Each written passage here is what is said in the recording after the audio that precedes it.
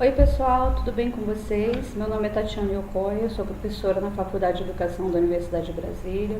Sou uma das autoras, junto com a professora Maria Cláudia Santos Lopes de Oliveira e a Daiane Silva Rodrigues, desse primeiro eixo do curso de formação básica da Escola Nacional de Socioeducação. Vou me apresentar e na sequência comento um pouquinho do nosso material. Eu sou psicóloga, sou mestre, sou doutora em psicologia pela Universidade de Brasília. Eu tenho trabalhado, na minha trajetória profissional, tenho trabalhado na articulação entre as políticas públicas de educação, de saúde e de assistência social. Na minha trajetória, eu tenho trabalhado tanto no atendimento direto quanto nas atividades de gestão e de pesquisa. No meu mestrado, eu investiguei processos de desenvolvimento dos adolescentes no contexto de uma casa de semi-liberdade. E no meu doutorado, eu trabalhei com formação e desenvolvimento profissional dos trabalhadores no campo da socioeducação, apontando alguns indicadores que podem balizar algumas dessas propostas de educação permanente para socioeducadores. Eu tenho trabalhado, lecionado, atuado profissionalmente com socioeducação já tem mais de 15 anos. Nesses anos todos eu tenho identificado uma série de avanços, por exemplo, a própria criação da Escola Nacional de Socioeducação, e recentemente tenho identificado alguns pontos que nos sinalizam alguns retrocessos que nós todos precisamos estar bastante atentos a eles. Eu integro um grupo de pesquisa coordenado pela professora Maria Cláudia, e nós temos dedicado à construção de diversos materiais de caráter acadêmico e didático para a formação de socioeducadores. Um desses materiais é exatamente esse eixo, esse primeiro eixo desse curso de formação básica, em que nós vamos trabalhar então nas temáticas sobre a adolescência e juventude nas condições da contemporaneidade. Esse material foi elaborado com muito carinho, com muita dedicação por nós três, com a intencionalidade de compartilhar alguns dos conhecimentos que nós temos construídos, que consideramos que podem ser bastante férteis para quem trabalha com promoção e desenvolvimento de adolescentes e com a garantia de direitos dos adolescentes e das suas famílias. Por exemplo, algumas das perguntas mais frequentes que a gente escuta é com relação ao que é ser adolescente, o que é normal para um adolescente. Por exemplo, a gente escuta bastante assim, olha, o rapaz que eu atendo lá na Liberdade Assistida, ele faz tal coisa, isso é normal para um adolescente? Ou então, olha, a moça que está lá na unidade de internação que eu trabalho, ela se comporta de tal jeito, Afinal de contas, essa moça, ela é criança ou é adolescente? São algumas perguntas que sinalizam um grande desejo, de que os profissionais que atendem, esses rapazes e essas moças possam conhecer mais, de que eles desejam se aprofundar mais para qualificar cada vez mais o seu trabalho. Além do texto básico desse eixo, a gente convida que vocês possam aproveitar esse espaço do fórum de discussão, que é um ambiente riquíssimo de trocas de experiências, de reflexões sobre as práticas e de uma construção coletiva de conhecimentos, a partir do que emerge nesse espaço intersubjetivo do grupo que participa do fórum. Ao longo do nosso eixo, a gente propõe uma série de perguntas reflexivas para que vocês possam utilizá-las como base para as discussões no fórum. Enfim, nesse primeiro eixo, a gente procura relacionar o desenvolvimento dos adolescentes com questões dos dias de hoje, por exemplo, as novas configurações de família, as várias vulnerabilidades que os nossos adolescentes enfrentam e uma tendência de criminalização de determinados grupos de adolescentes no nosso país.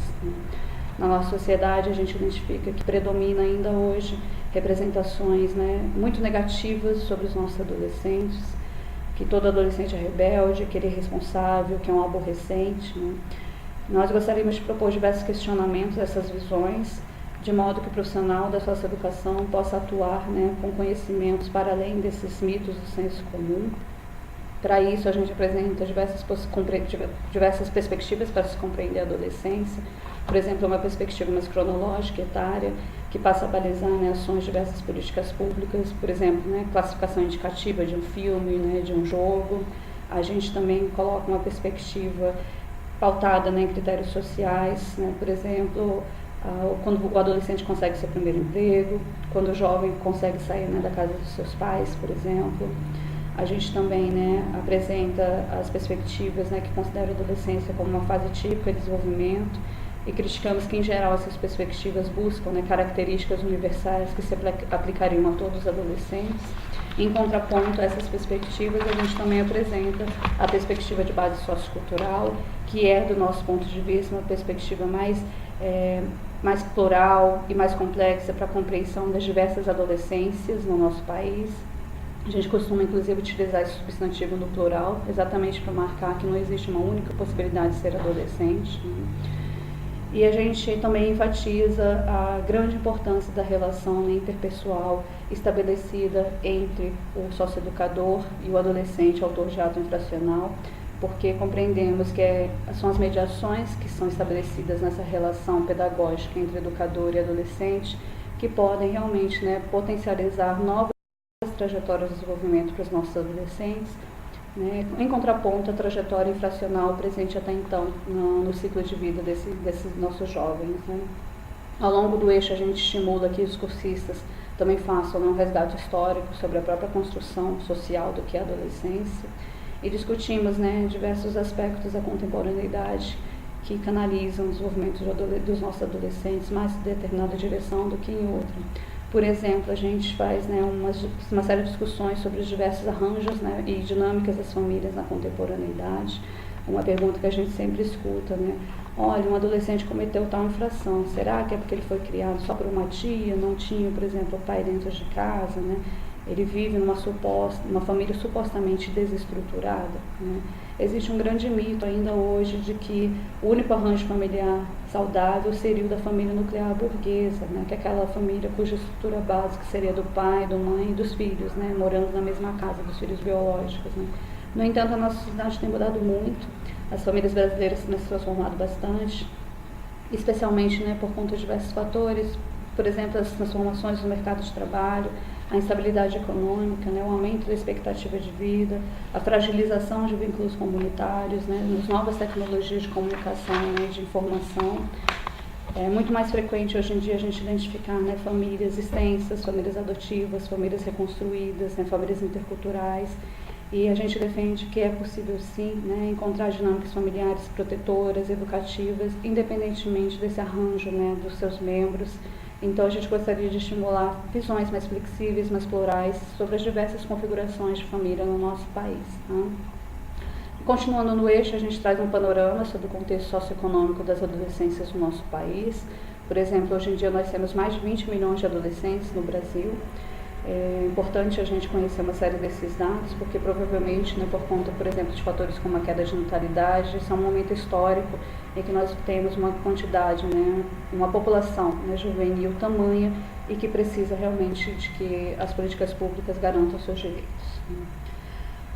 Nesse panorama, a gente também sinaliza uma série de vulnerabilidades que os adolescentes brasileiros enfrentam, por exemplo, a situação de pobreza, a situação de extrema pobreza, que nos recentes anos são situações que cresceram bastante, né? Muitos adolescentes têm enfrentado pobreza, extrema pobreza no nosso Brasil. Também muitos adolescentes enfrentam uma vulnerabilidade de baixa escolaridade, né? Uma quantidade enorme de adolescentes que estão, né, atrasados seus estudos, ou mesmo que adolescentes que abandonaram seus estudos. Nós temos também alarmantes índices de homicídio na adolescência no nosso país, especialmente para os rapazes, né, negros que se desenvolvem nas comunidades marginalizadas dos centros urbanos do nosso país. Né. E discutimos também outras vulnerabilidades, por exemplo, a exploração do trabalho, né, dos adolescentes, a privação da convivência familiar e comunitária, a gravidez na adolescência, doenças sexualmente transmissíveis, o abuso e exploração sexuais de adolescentes no nosso país, né, e abuso de drogas também. Essas vulnerabilidades, elas atingem adolescentes das diversas classes sociais, no entanto, elas tendem, né, a causar maiores riscos e danos para os adolescentes, por exemplo, com vínculos homoafetivos, os adolescentes pobres, negros, né, que moram nas comunidades que são significadas como comunidades de periferia ainda no nosso país. Essas questões todas são muito importantes para os profissionais da socioeducação, né, para que possam qualificar cada vez mais seu trabalho. Né. Seguindo no eixo, a gente também apresenta um panorama da situação dos adolescentes, né, que estão, né, em cumprimento de medidas socioeducativas no nosso país. Eu destacaria aqui a informação, por exemplo, de que a maior parte dos atos infracionais cometidos pelos adolescentes são atos infracionais análogos a roubo, a tráfico de drogas, ou seja, não são atos infracionais, né, contra a vida de uma pessoa. Também destaco, né, uma forte adoção da medida socioeducativa de internação no nosso país e que existem pouquíssimas unidades de internação orientadas, né, especificamente para o público feminino ainda hoje. Né. E também destacaria aqui o crescimento recente, né, da aplicação das medidas socioeducativas em meio aberto. É importante que todo profissional da socioeducação realmente conheça, né, uma série desses dados, seja atualizados nesse sentido, pois essas informações podem servir de subsídio para que esse trabalhador possa se posicionar criticamente diante de uma série de premissas do senso comum que contribuem, né, para a criminalização de adolescentes e para que esses profissionais possam defender a função pedagógica das medidas socioeducativas e a responsabilização dos adolescentes que cometem atos infracionais, né. Enfim, eu dou boas-vindas a vocês, cursistas, ao nosso primeiro eixo, né. Como eu disse anteriormente, foi um material elaborado com muito carinho, com muita dedicação por nós três.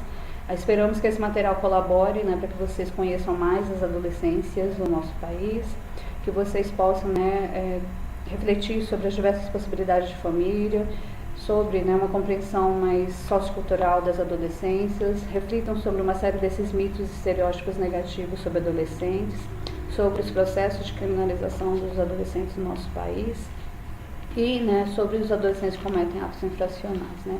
Os temas no nosso eixo são importantíssimos para que os socioeducadores trabalhem na direção da garantia de direitos e para a promoção e desenvolvimento dos adolescentes, das suas famílias e das comunidades, né, nas quais eles se desenvolvem. Enfim, eu desejo excelente leitura, ótimos estudos, né, que emerjam discussões interessantes nos fóruns de discussão e que esse material colabore para aprendizagens férteis, né, para cada um e para cada uma de vocês, tá bom? Então, muito obrigada pela atenção, bons estudos, boas leituras, grande abraço e vamos lá então para o nosso primeiro eixo.